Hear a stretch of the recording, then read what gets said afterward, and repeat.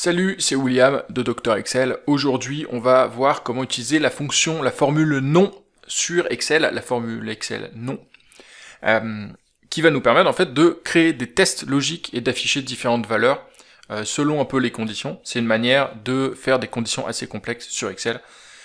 Je vais te donner le fichier avec tous les exemples qu'on va faire ensemble. Juste en dessous, tu as le lien comme d'habitude pour le télécharger. Comme ça, tu peux avoir le fichier sous les yeux pour suivre les exemples avec moi.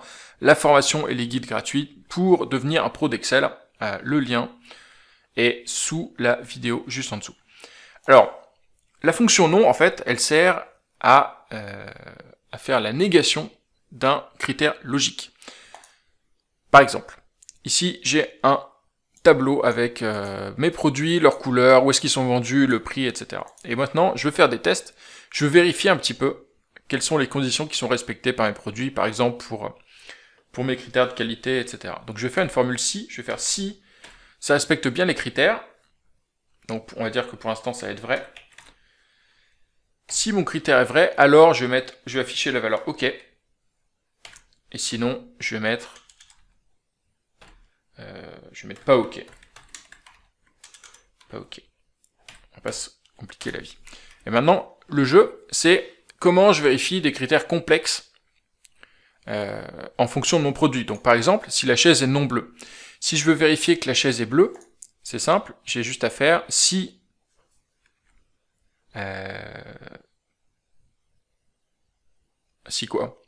Si et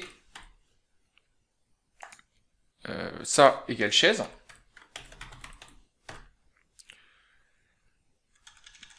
Encore faut-il l'écrire correctement. Si et B5 égale chaise et c'est quoi le deuxième critère? Et la couleur est égale à bleu.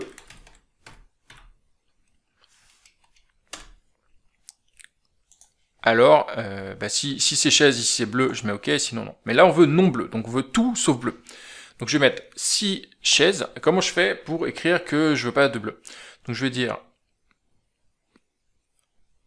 deux conditions. Premièrement, et, première condition, et B5 égale chaise, et ensuite ensuite la deuxième condition, pour faire tout sauf C5 égale bleu, je vais faire non de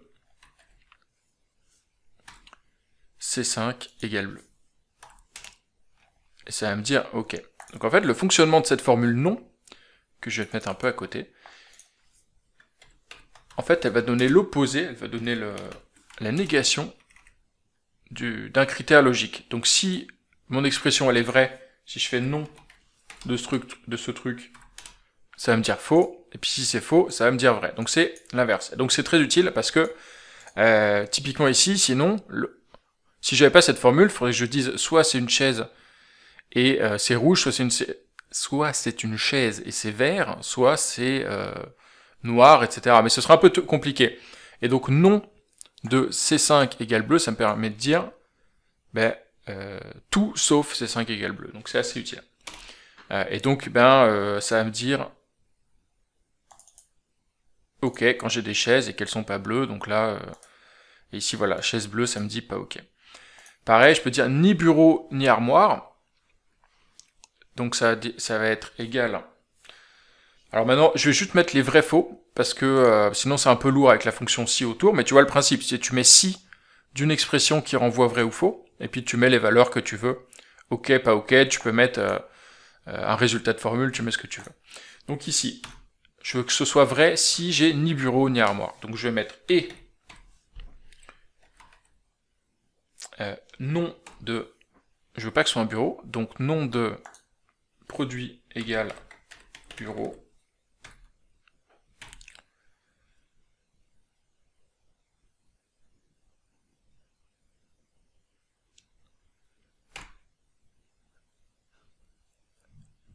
Et ensuite, il faut que je fasse nom de la même chose égale armoire. Donc je ferme le nom, je ferme le et. Il me dit vrai, et donc en fait ça va me dire vrai pour j'ai bureau, armoire, ça va être fait pour... Ça veut dire vrai pour les chaises et les tables, quoi. Hein. Voilà, c'est un peu, c'est le principe.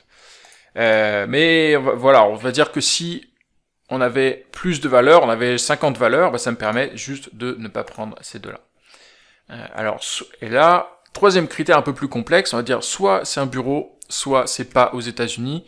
Imaginons que bah, si je suis aux États-Unis, j'ai le droit de vendre que des bureaux. Je sais pas, tu vois, t'as une loi. Alors pour les meubles, c'est pas très pratique, mais imaginons que ce soit un produit réglementé, un produit pharmaceutique. Tu vois, on peut vérifier si on a le droit de vendre que de ne vendre que ce produit aux USA, par exemple. Donc, on va dire où.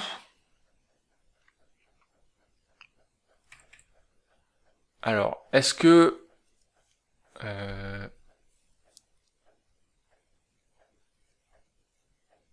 alors, on verra après. Donc, soit où, je vais faire égal ou de, ou bien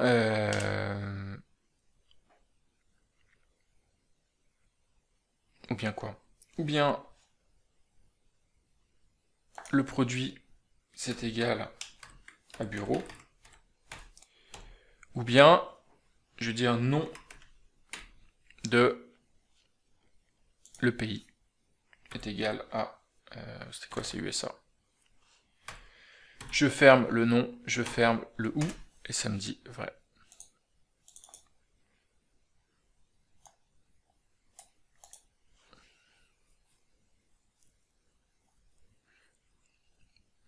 Et la question, après ça dépend, est-ce que